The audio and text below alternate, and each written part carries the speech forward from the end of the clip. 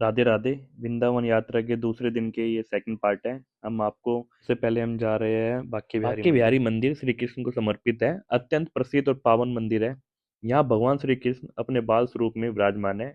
इस मंदिर का संबंध महान संत स्वामी हरिदास जी से रिलेटेड है। स्वामी हरिदास जी तानसेन के गुरु भी थे और राधा कृष्ण के अनन्य भक्त थे। वृंदावन के निधिवन में रहकर वो संगीत और साधना किया करते थे। कहते हैं कि हरिदास जी की भक्ति और मधुर कीर्तन से प्रसन्न होकर राधा और कृष्ण ने उन्हें साक्षात दर्शन दिए। और बाके का अर्थ है, बाके बिहारी का जो नाम है उनके, बाके का अर्थ है तीन जगह से मुड़ा हुआ, और बिहारी का अर्थ है बिहार करने वाला। ऐसा माना जाता है कि यहाँ जो भी सच्चे मन से आता है और बिहारी जी उसे कभी खाली हाथ नहीं जाने देते। तो बाके बिहारी मंदिर वृंदावन का सबसे फेमस मंदिर है। यहाँ दर्शन बिल्कुल अलग होते हैं। यहाँ घंटा नहीं बजाते क्योंकि बिहारी जी छोटे बालक के रूप में विराजमान है। और पल पल यहाँ पे पर्दा खुलता है और बंद होता है ताकि भक्त अपने ठाकुर जी के रूप को देखकर खो न जाए।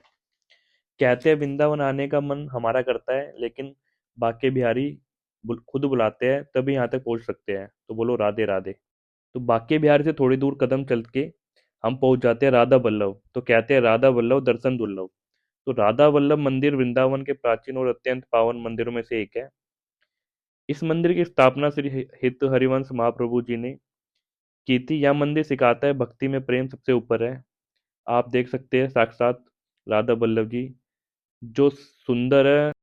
आप देख सकते हैं सामने से जो प्रेमानंद महाराज जी है, ये उनके गुरु जी है। यह भक्ति में प्रेम है और समर्पण है और हर भाव राधा राम से जुड़ा है। जहाँ राधा है वहीं कृष्ण है, और जहाँ राधा का नाम है वहीं वृंदावन धड़कता है।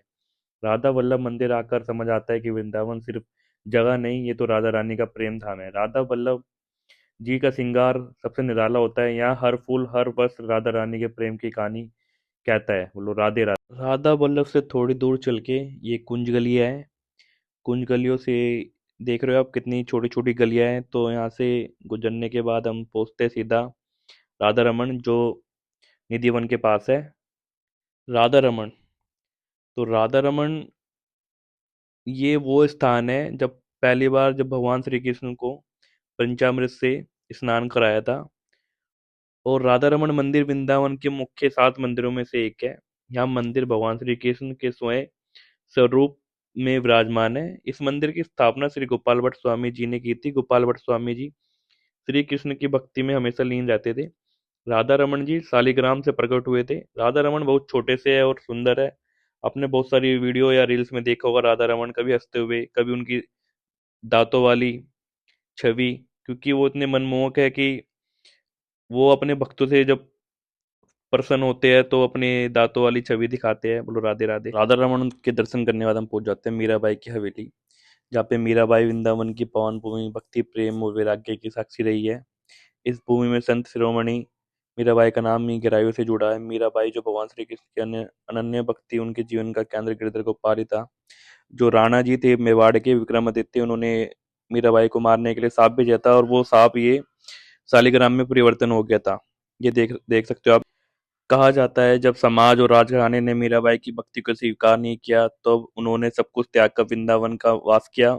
वृंदावन पहुंचकर मीराबाई ने अपना जीवन भजन कीर्तन और कृष्ण प्रेम के समर्पित कर दिया। वो दिन रात श्री कृष्ण के नाम पर स्मरण करती थी और अपने भावपूर्ण पदों से वातावरण और भक्ति में बना देती। वृंदावन का में स्थित मीराबाई मंदिर, मीराबाई से स्थान पर बैठकर श्री कृष्ण की पूजा और भजन करती थी। और मीराबाई ने यहाँ साक्षात कृष्ण भगवान की अनुभूति भी की थी।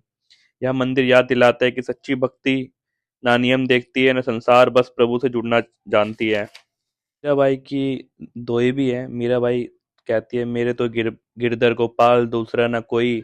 आज भी मीराबाई मंदिर वृंदावन आने वाले भक्तों के दिल में कृष्ण प्रेम की भावनाएं जगा देती है। मीराबाई के दर्शन करने के बाद हम पहुंच जाते हैं निधिवन। देखो, ये जो वन है इसके 4 नाम है।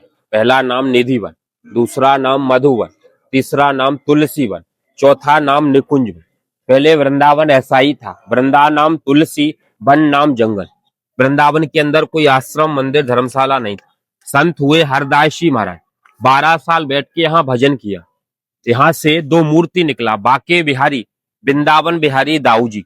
उन्हीं के नाम से इस गांव का नाम वृंदावन। 5,500 मंदिर हैं, 2,000 आश्रम है, 450 गौशाला। अभी इस जो वन में दर्शन करेंगे इसमें 5 दर्शन मिलेगा। मेन दर्शन है रंग महल, जहां दाऊ जी के मंदिर से लड्डू, पान, दातुन, सिंगार, मनोकामना का माला आज भी रखते हैं। 7 ताला लगाते, बंद कर, सुबह जब 4 बजे खुलेगा सारा सामान इधर से उधर।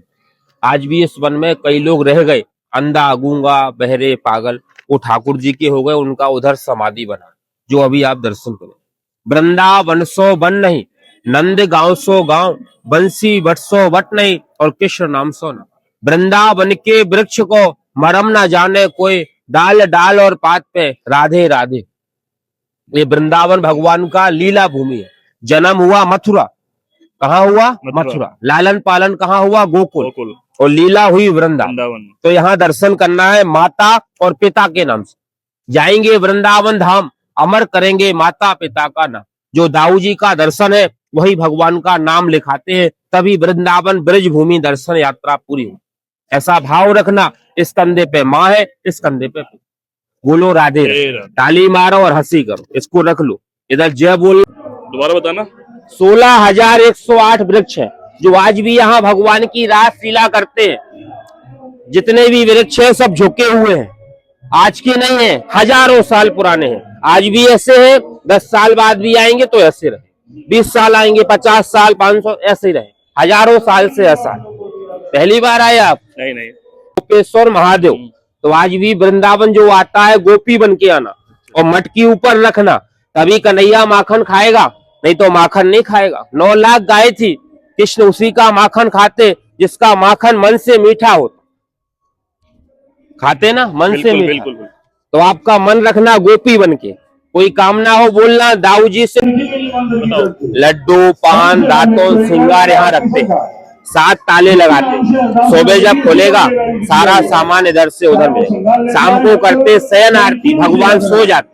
सुबह करते मंगला, जब मंगला होगी सारा इधर से उधर मिलेगा। तो अभी आपको यहाँ गोपी बन के दर्शन करना। यहाँ का लड्डू, भोग, राधा रानी चुनरी वो आपको दाऊ जी मंदिर से मिलेगा, वही लगेगा भोग। जो लगाएगा भोग कट जाएंगे जीवन के सारे रोग। बोलो राधे राधे। श्रृंगार सजाया जाता है और ये वही स्थान है जहाँ पे रात को रोज रासलीला होती है। रास करते हुए जब गोपियों ने श्री कृष्ण से कहा, कान्हा तुम्हारी बंसी सारा दोस्त कराती है और इसको हम चुरा लेंगे, तो खेल खेल में राधा रानी और गोपियाँ कृष्ण भगवान की बंसी चुरा लेती है। तो पूरे वृंदावन में एकमात्र मंदिर यही वही है जहाँ पे राधा रानी ने बंसी धारण की हुई है। तो निधिवन में नाचते हुए लोग इतने सुंदर मनमोहक हो जाते हैं कि उनको पता ही नहीं चलता। वो भक्ति में इतनी तरह से लीन हो जाते हैं। राधा निधिवन के दर्शन करने के बाद हम पहुंच गए वृंदावन के चीर घाट।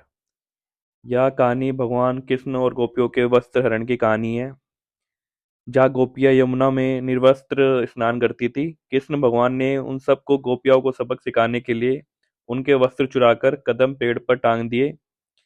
वही स्थान है और ये कदम का 5,000 साल से भी वही पुराना पेड़ है। कृष्ण ने उन्हें बिना वस्त्रों के फिर से स्नान ना करने का संकल्प लेने को कहा और फिर उनके कपड़े वापस कर दिए। तो आप देख सकते हैं ये 5,000 साल पुराना वही पेड़ है। तो यमुना देख रहे हो, सामने यमुना जी है।